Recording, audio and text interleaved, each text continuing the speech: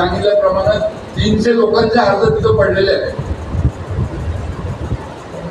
दिनकर रायकर असतील, आपले मार्मिकवाले पंढरनाथ सावंत असतील किंवा आपल्या इकडच्या विदर्भातले अनेक ज्येष्ठ पत्रकार आहेत, मला वाटतं द्वादेश्वर असतील, ह्या सगळ्या मान्यवर पत्रकारांना देखील अजून पेन्शन मिळाली.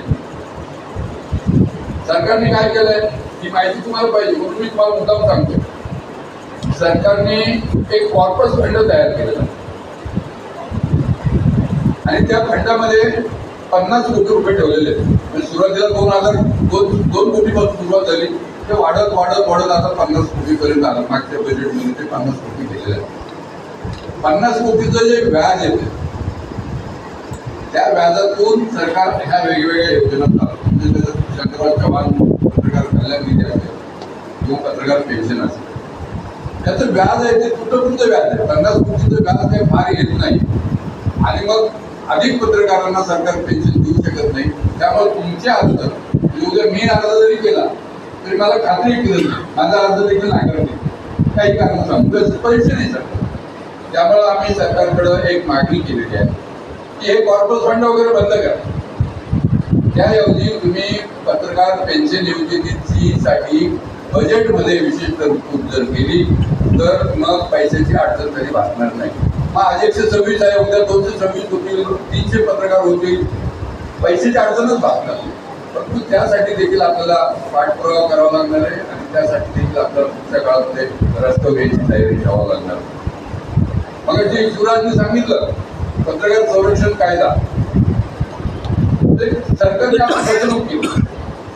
2019ला कायदा महाराष्ट्रामध्ये झाला, काही महाराष्ट्रामध्ये 25 ठिकाणी 37 ठिकाणी त्या कायद्याने सरकारने गुन्हे दाखल केले. म्हणजे लबाडी बघा, परंतु एक गुन्ह्यांअंतर्गत आतापर्यंत एकाही आरोपीला शिक्षा झालेली नाही. मध्यंतरी अमरावतीमध्ये 6 पैकीच्या एका पत्रकारावर हल्ला झाला. ते लोक त्यावेळेस तिथं गेले पोलीस स्टेशनमध्ये, त्यावेळेस मग त्यांनी सांगितलं की कुठे येते कुठं कायदा कुठं आहे. त्यांना मग मी ती कायद्याची गॅजेट पाठवलं जे राजपत्रामध्ये कायदा प्रसिद्ध झाला होतं ते. मग तिथल्या ज्या मॅडम होत्या पोलीस अधिकारी त्यांनी मला असं सांगितलं की गॅजेट झालंय परंतु हा कायदा अमुक तारखेपासून लागू होतोय महाराष्ट्रामध्ये, याचं जे नोटिफिकेशन सरकारने काढायला पाहिजे होतं ते अजून काढलेलं नाही. त्यामुळं आम्ही तुमच्या दबावाखाली येऊन गुन्हे दाखल करतो. परंतु ज्यावेळेस चार्जशीट दाखल होतं त्यावेळेस याची जी कलम आहे त्या कायद्याची ती कलम आम्ही वगळून टाकतो आणि त्यामुळे आतापर्यंत जे काही आरोपीला त्या कलमाची शिक्षा झालेली नाही. आणि हे ज्यावेळेस आम्हाला कळलं तेव्हा मला पण शॉक बसला, कारण की आपण काही कायदेतज्ञ नाही की नेमकी कशा पद्धतीची प्रोसिजर आहे. आम्ही आनंदोत्सव साजरा केला, फटाके वाजवले आपण सगळ्या महाराष्ट्रावर कायदा झाल्यावर, गुलाल उधळला. सरकारने देखील मोठमोठ्या जाहिराती छापून देशात पहिलं राज्य आहे पत्रकारांना संरक्षण देणारं, एकमेव राज्य आहे. जाहिराती केल्या सरकारनं आणि काहीच नाही. ही सगळी फसवेगिरी आणि ही फसवेगिरी उघड दिली आपण, सरकारच्या निदर्शनास आणून दिली. आणि मला काल कळलंय की त्याची फाईल आता मुख्यमंत्र्यांकडे गेली आहे आणि या आठवड्यामध्ये त्याचं नोटिफिकेशन निघेल. यासाठी सरकारनं आता तयारी सुरू केलेली आहे. नाही निघलं केलं नाही तर परत एकदा आपल्याला रस्ते उतरण्याची तयारी ठेवावं लागणार आहे. त्याच्या अगोदर वारिजा जिल्ह्यातले रत्नागिरीचे शशिकांत वारिजा आपल्याला माहिती आहे, त्याच्या अंगावर जीभ घालून त्या पत्रकाराला ठार केली आणि त्याचं त्यावेळेस देखील गुन्हा दाखल होत नव्हता पत्रकार संरक्षण कायद्याखाली. आम्ही तिथे गेलो, नाईक वगैरे आम्ही सगळे जानवी पाटीलच्या नेतृत्वाखाली आम्ही तिथं सगळं त्या गावात जाऊन आलो. तिथं गाव आहे, रिमोट एरियामध्ये गाव आहे, रस्ता नाही जायला, अशा ठिकाणी आम्ही गेलो आणि पोलिसांवर दबाव आणून तो गुन्हा दाखल करायला लावला.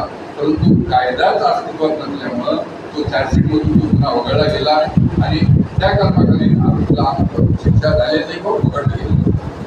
महाराष्ट्रामध्ये अशा पद्धतीचे अनेक ठिकाणी तक्रारी होत्या आणि त्यामुळं आता नोटिफिकेशनसाठी आपल्याला परत एकदा आग्रह करावा.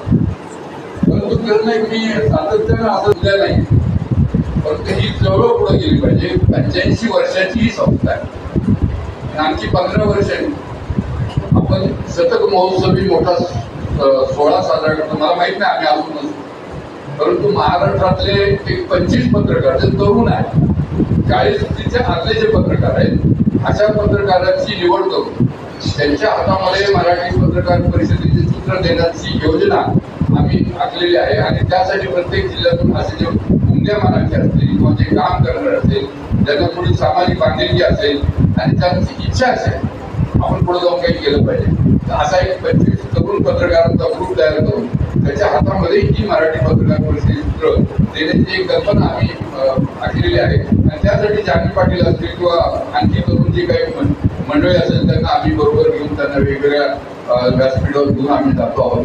आणि मला खात्री आहे, मला विश्वास आहे की विदर्भातल्या देखील असे तरुण पुढे येऊन मराठी पत्रकार परिषदेच्या धुरा वाहण्यासाठी पुढे येतील, त्याबद्दल मी निश्चितपणे खात्री आहे मला. शोभाताई असतील किंवा आपले बरोबरची जी काही महिला आघाडी आहे त्याचं नेतृत्व सक्षमपणे करतायत. आणि मला त्यांचा विशेष कौतुक वाटतं की कुठलाही कार्यक्रम असला तरी त्या नाही म्हणत नाही, ते सांगत नाहीत, घरानं सांगत नाहीत किंवा कारणं सांगत नाहीत की मला घरचं काम आहे, मला आहे.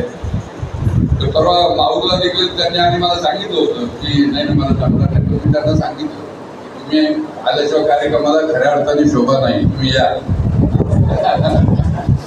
आणि त्या आल्या तर एक ऊर्जा, एक प्रेरणा आणि एक आपल्याला संघटनेबद्दल काही करण्याची भूमिका या सगळ्या मातीमध्ये आहे आणि त्या पद्धतीनं ते काम झालेलं आहे.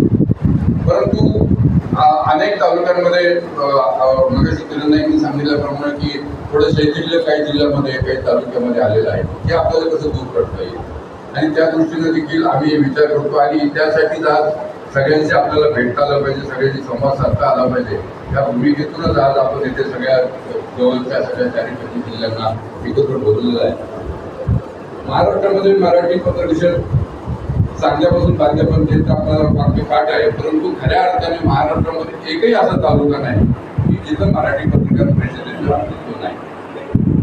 मराठी पत्रकार परिषदेबरोबर आज 10,000 सदस्य आहेत महाराष्ट्रात.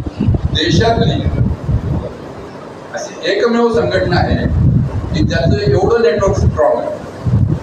जे तुम्ही कोकणात गेला तर शोभाताईंचा मुलगा मध्यंतरी आजारी पडला, आम्हाला त्यांनी संपर्क साधला, तिथल्या सगळ्या आपल्या सिंधुदुर्गच्या लोकांनी त्यांना वेगवेगळ्या पद्धतीची मदत केली. कोण प्रवासात गेलंय, कोण कोकणात गेलंय, कोणाला रस्त्यामध्ये गाडी फेल झाली, कोणाचा ऍक्सिडेंट झालाय, छोटी मोठी कारणं असली तरी आपलं तिथलं नेटवर्क कामाला लागतं आणि त्या पत्रकाराला मदत करण्याची भूमिका घेऊन आपण काम करतो. मला हल्ली अनेक पत्रकार प्रेमाने माझ्याकडे हक्काने मला सांगत असतात की सर मुंबईमध्ये यायचं आपल्याला 2 दिवस राहायची व्यवस्था करा. अनेक जण असं सांगतात की मला कोकणात जायचंय, तिकडचं रेस्ट हाऊस जरा बुक करा. मग आम्ही पाटणाला सांगणार जरा रत्नागिरीला फोन कर, फोन करून सांगणार तिथं तुम्ही बुक करावं. हे जे काही आपलं कौटुंबिक वातावरण आहे, तुम्ही दुसऱ्या कुठल्या संघटनेच्या अध्यक्षाला तुम्ही असं सांगून बघा, तिथं तुमचा फोन घेईल का बघा. परंतु आपण परिषद हे आपलं सगळ्यांचं एक कुटुंब आहे. त्या कुटुंबाच्या भूमिकेतून आपण हे सगळं काम करतो आणि ह्या कामाची पावती आपण वेगवेगळ्या पद्धतीनं सरकारकडून मिळवतो. महाराष्ट्रामध्ये पत्रकार संरक्षण कायदा झाला, त्यासाठी आपण 12 वर्ष लढलो. मला आठवतंय तिथं आपण एक मोर्चा काढला होता आणि मोर्चाला महाराष्ट्रातून 500 ते 700 पत्रकार इथे आले होते. त्यानंतर आपण एकदा उपोषणाला बसलो, आम्हाला उपोषण मी केलं नाही केलं. मला आठवतंय ती तारीख 12 डिसेंबर 2012 ह्या दिवशी आम्ही उपोषणाला तिथं बसलो होतो आणि त्याचा निश्चितपणे फायदा झाला. पेन्शनसाठी आपण 20 वर्ष